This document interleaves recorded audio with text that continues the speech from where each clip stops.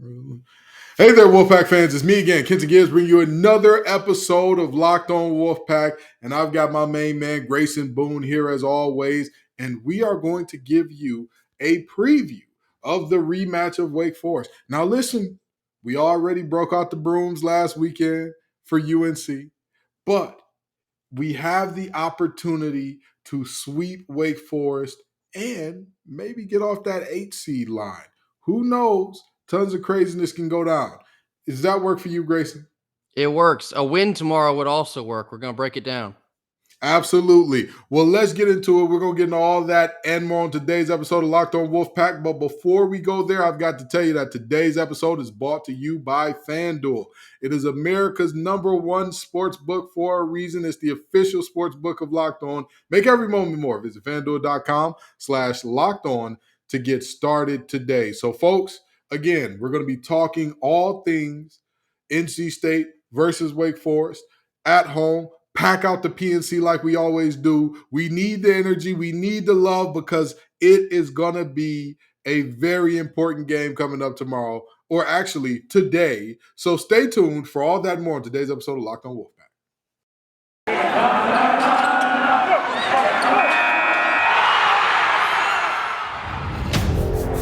You are Locked On Wolfpack, your daily podcast on the NC State Wolfpack. Part of the Locked On Podcast Network, your team every day.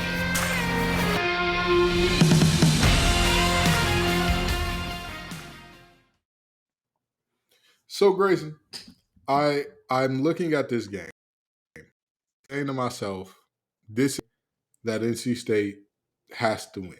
This is a game that NC State needs to come away with a win from. And with that being said,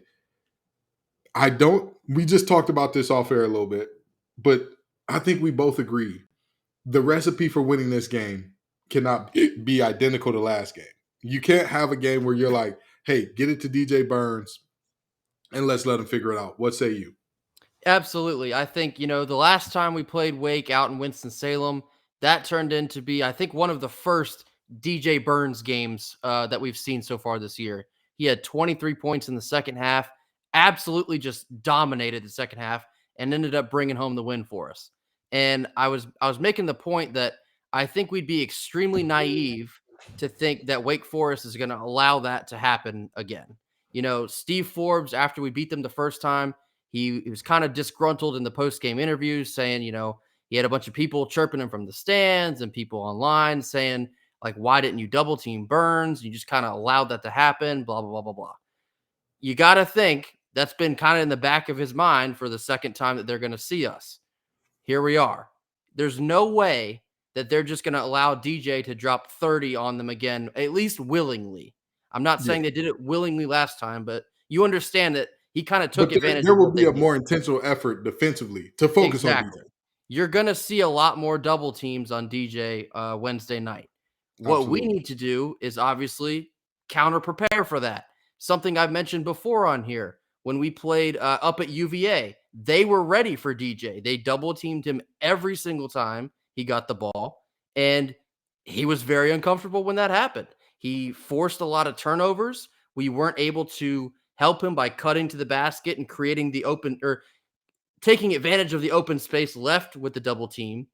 That's something that we're going to have to do tomorrow night, in addition to obviously hitting the open shots against Wake Forest because they still struggle defending the perimeter. So there's going to be a lot of focus on DJ. Obviously, we need to make sure that we're not getting too comfortable and just handing the ball off to him, because do I think he can win the game for us again? Yes. However, it's not going to play out the same.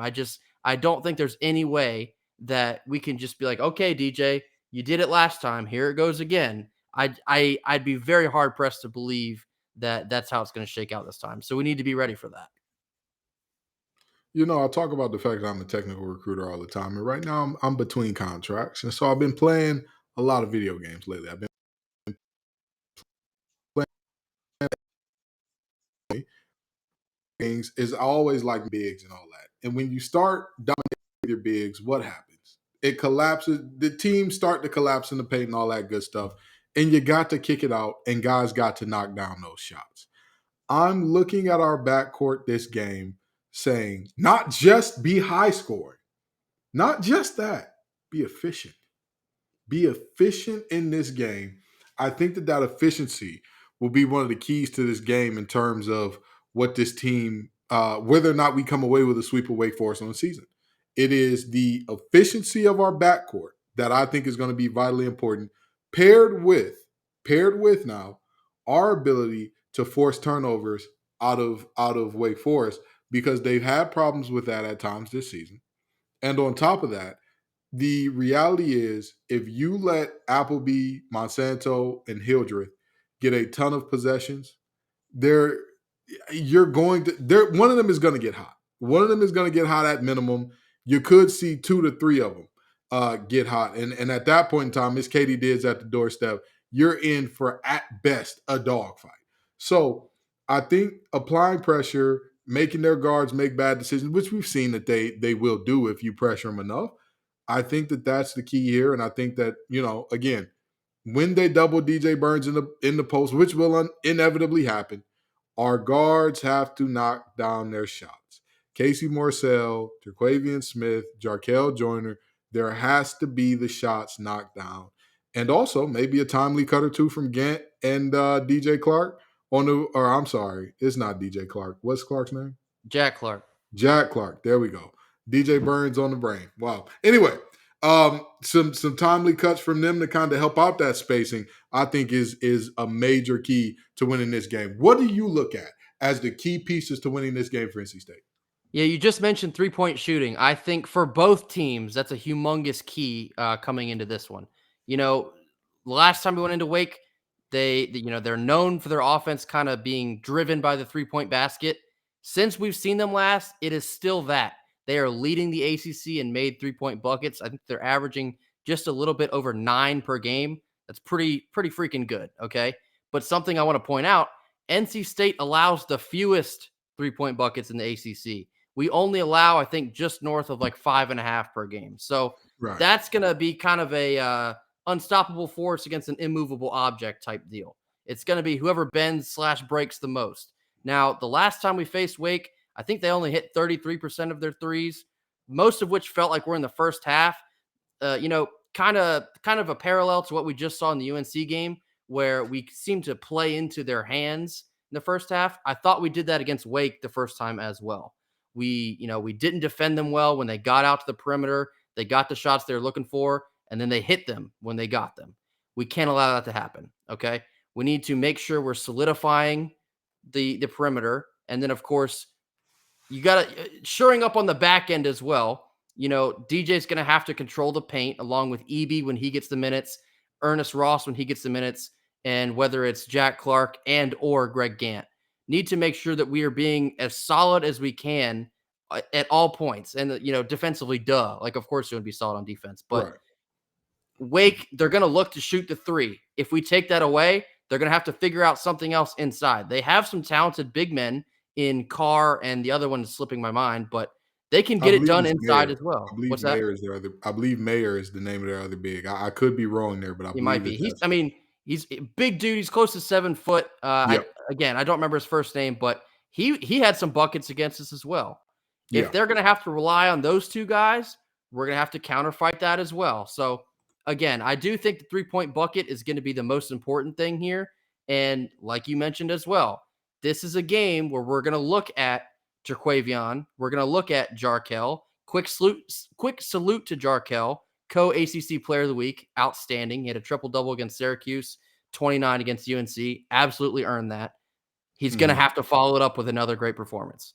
It's going to be Jarkel. It's going to be Terquavion. We're going to need some buckets from Casey Morcell as well. We're going to have to shoot well. And if we don't, we could find ourselves in the slower boat in a boat race. And I was incorrect on Mayer. It's Matt Marsh, 7'1", 250. That's right. Matt Marsh, big fella, 250. Now, here's my biggest thing about this game, right? I think, again, at this point in time in the season, I think it's safe to say, I feel like I feel good about saying, unless there's some craziness and we lose out, I feel safe about saying that we're in the tournament.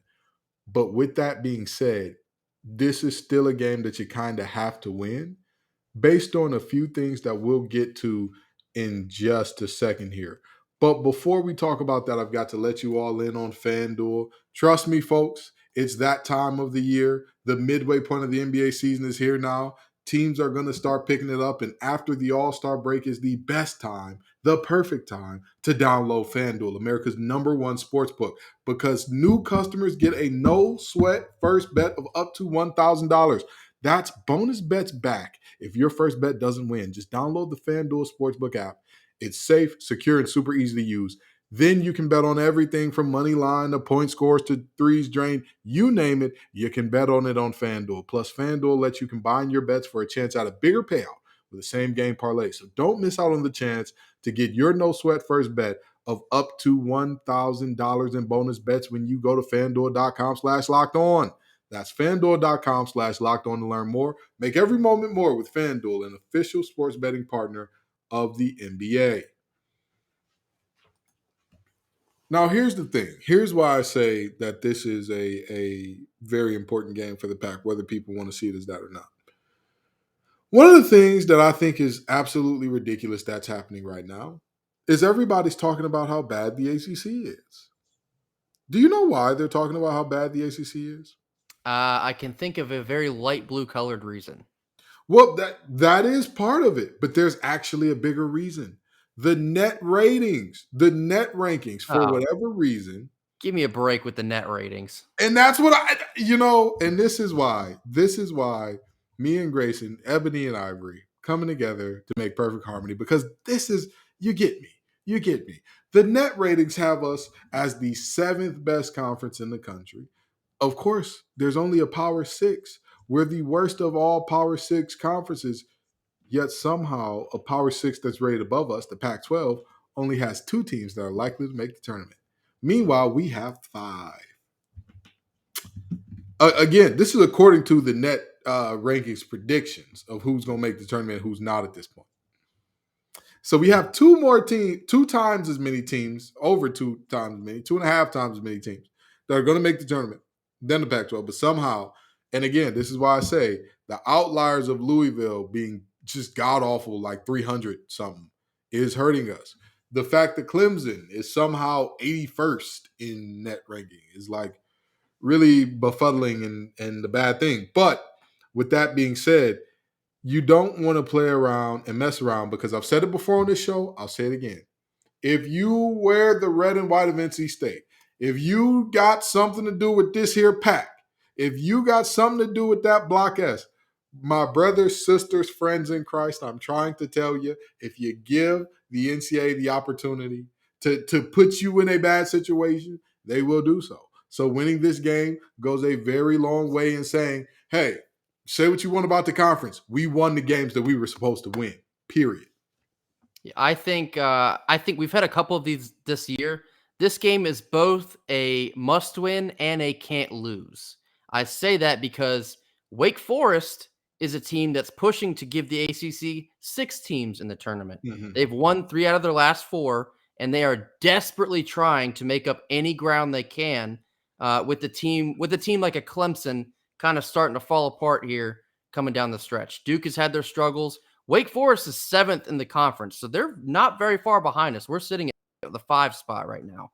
Wake Forest, it feels almost a lot like the UNC game, where a team is coming into PNC and they are desperately looking for a win here.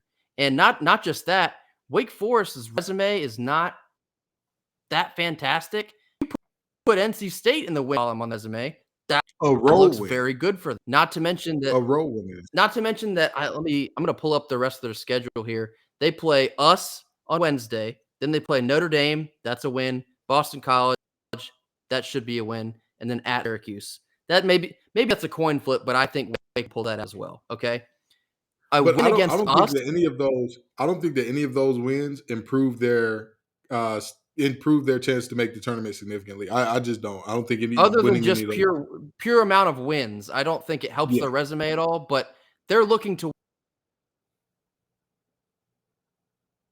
themselves a shot. This game on Wednesday against State is a humongous, probably the biggest opportunity left in the tournament. They don't know who anyone's going to play yet in the ACC tournament, but this is their last kind of big chance in the regular season. We need to make sure we ain't giving it to them because, like you said, are we a lock for the tournament as it stands right now? Yes, I probably think so. But the hay is not in the barn, as you like to say. We still got a couple games left. We can't be messing with our food here. We need to take care of business. We need to win the game tomorrow. There's storylines I want to talk about, this game on Wednesday as well. But just purely basketball, this has to be a win for NC State. We can't afford, like you said, you can't afford to give away games that you should be winning because if you flirt with that bubble line, just not even think about it. Just take care of business, get into the tournament, and we'll handle business from there on out. But this is a very important game for Wake, and because of that, I think it's an increasingly important game for State. Now, wait a minute. Now, what other storylines do you got going on that I don't know about? Let me do some journalism in here. What? Not so much basketball, but kind of the festivity. So we are honoring the 1983 national championship in PNC State evening. All live members of the team will be in attendance. I think it's very cool to have them all in one place. Haven't really had a whole lot of through the years, but very cool opportunity. Anniversary of them winning the championship against Houston. I want to make note. Sidney Lowe will be in attendance. I kind of have fed for Sidney Lowe. He's been kind of excommunicated from the program after coaching tenure kind of went up in flames. He will be back in attendance. I sincerely hope we make him feel welcome after what we saw in Chapel Hill a couple weeks ago with a certain assistant coach for Pitt. Sidney Lowe deserves our love. He is one of us, always has been, and he should be treated as such when he comes back into PNC tomorrow night. We're going to be wearing the throwback uniforms that we had in Reynolds earlier this year, so we will have it on. Those things are absolute flames. So again, you can't have a championship team coming back to be honored. You can't have the throwbacks on and lose. You just can't do it. It's a bad look for everyone involved. So it's a big night in PNC. I love that we're consistently having big night PNC. I've talked ad nauseum at the season we endured last year, and what a delightful season we're having is this year. Just each game is bigger and bigger and bigger, and I'm over the moon still talking about we're in the race. We have 21 wins. We're fifth in the conference. And in just a second, I want to talk about how we think the rest of the ACC will shake out.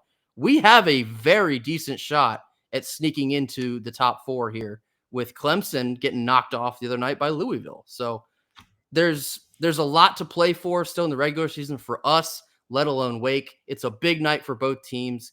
And simply put, State has to have it. I'm going to say something about Sidney Lowe here, and I want to make this very clear. Was he a success as a coach? Objectively, no. Right? Didn't do a very good job. Sure. Some would say set the program back a little bit. Sure. Argue that. Sure.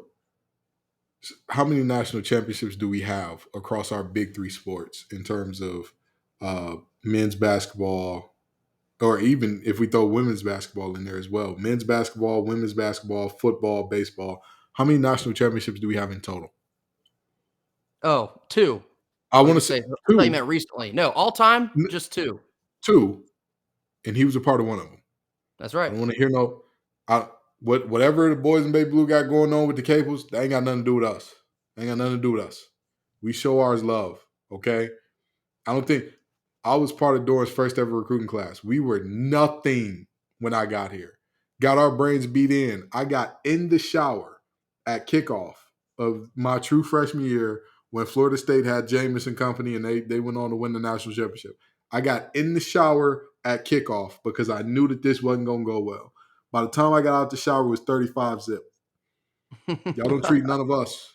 Y'all don't treat any of us as if we shouldn't be here. We were clamoring for Pete Thomas to come back and be our quarterback coach when he was available, and we needed a quarterback coach. So I don't want anybody, because Pete Thomas was the quarterback. I was there. saw it in person. Nothing special came out of that team. Nothing. And so we will treat our national champions with nothing but, or at least we should treat our national champions with nothing but the love and respect that they deserve. I mean, for Christ's sake, we're printing out t-shirts saying feeling like 83. There's a reason. Sydney was part of that reason. That's So right. let's show them some love. Something And that now, should never be lost is that's not just Sidney Lowe. That's national champion Sidney Lowe. You can't ever take that away from him. there you go. There you go. And now moving past that to the current day, um, like you said, this is a can't lose game to in many regards. And again, this is a team that I wouldn't say that Wake Forest is a inferior opponent. Like you can't have them be in the game with you, but we're the better team. We I need think to, I think Wake is a better team than their record would tell you. yeah, You know, I for think sure, we saw that the first time we played them. They played them extremely close. for sure. So listen, they're no slouch. They're not going to come in and just be like, yeah, you know what? At this point in the year, you guys are the better team. Whatever. They're going to give us everything they got. So I hope we're Exactly. ready for it. Again, like you said, this is their last chance in the regular season to get a big win. So they're going to play this game like it's their Super Bowl. That's the Absolutely. reality. But have I not talked about this before? That this is where we want to be. We want to be in a position where we're going from big game to big game to big game to big game. I, to me, the worst thing that we could possibly be is a team that the only games that matter is when the boys in baby blue come to town or we go to visit them and we go to Cameron or the boys in the dark blue come visit us in terms of Duke. That if that's who we want to be as a program, I don't want anything to do with that. But that's not where we are. We're at a point where again, we're looking up and we're looking around saying all of these games we need to win. We need to win these games because either we are better than the opponent or to me, the only game in recent memory where I was like, we can live with this loss is UVA, and they're a top 10 team in the country. So, like, that's even that you want to be at a point where you're like, we don't really accept that one either. But for now, for what we came from last year, for how apathetic everyone was towards this team, include myself. I'm not saying everyone is in y'all. No, everyone is in us. I'm in the circle with y'all. Was like, hey, it is what it is, man. This isn't fun to watch. This is not nice. This is not enjoyable. The only thing that I do enjoy from this team is Terquavian Smith. Like, look at where we are now. So this is where we want to be as a program. And we're going to land this thing with some predictions right after a quick word from our sponsors.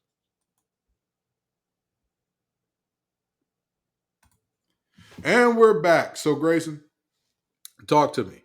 What do you think? Who do you think wins this game, and what do you think is the final score?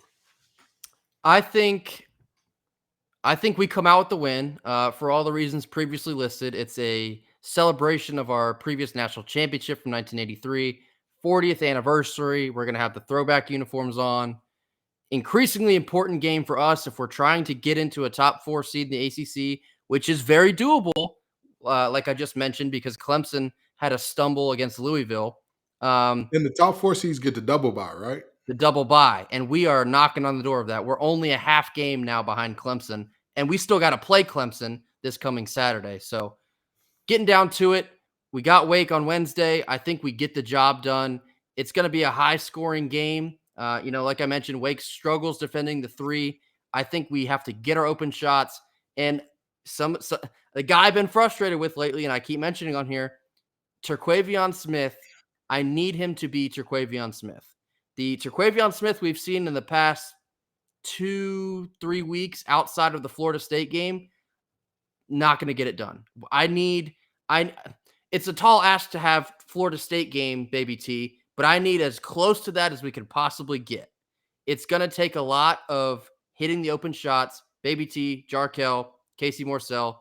Pat gets it done. 88. I'll go 88-78. We win by 10. I think that this game is going to be much closer than that, and I don't think that we'll quite get the scoring figured out because I think we're going to try to give the ball to DJ and let him get out and everybody get out the way thing at first. Wake's going to double it hard. We're going to miss some shots early, but we're also going to play good defense because Wake loves to shoot the 3. We love stopping teams from shooting the 3. With that being said, I think we still come away with a win, 75-70. So We're both picking the Pack. Grayson's a little bit more high scoring, a little bit bigger of a gap, but we'll see how this game turns out. Again, pack out the PNC. Get that thing rocking. Get that thing. Listen, this team doesn't play in Reynolds anymore. Hey, it is what it is. But we can still bring that atmosphere, bring that noise, bring that loudness, bring that passion, bring that fire that comes with Wolfpack Nation to the PNC. Y'all heard how electric it was against the boys in Baby Blue. Y'all heard it. Something I want to piggyback on just from the other episode. I talked the other day.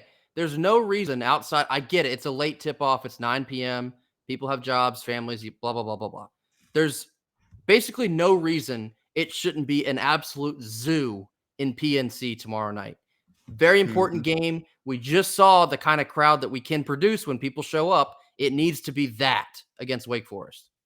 Absolutely. And folks, there are still some tickets available, I believe, for this game. So make sure that, hey, if you ain't got your tickets already, they're available. They're right there for you. Go ahead and get them. Go ahead and get them because this is, again, the opportunity is there for this team to do something special. The opportunity is there to do things that we have not seen in quite some time in Raleigh. And so with that being said, I'm just saying you can look up, I'm looking right now and you can get tickets basically right behind the bench, more or less, for about $70 a pop, right behind the bench in a game like this. I'm just saying, Wolfpack Nation, this is the time. This is the time. This is the team. Again, Coach Keats even admitted, I'm never upset with the fans for not showing up because we didn't give them a reason and we're winning and we knew if we won, they come. They're winning now. So let's fill it up. Let's make sure that Wake Forest is real uncomfortable and we're real unhospitable and that we're real rowdy behind our boys in this game because they're going to do their thing. Let's give them the energy and love that they deserve while they're doing it. Thank y'all so very much for coming out, Wolfpack Nation. We appreciate you every single time y'all make this show what it is. Peace and love, y'all. And as always, go Pack. Go Pack.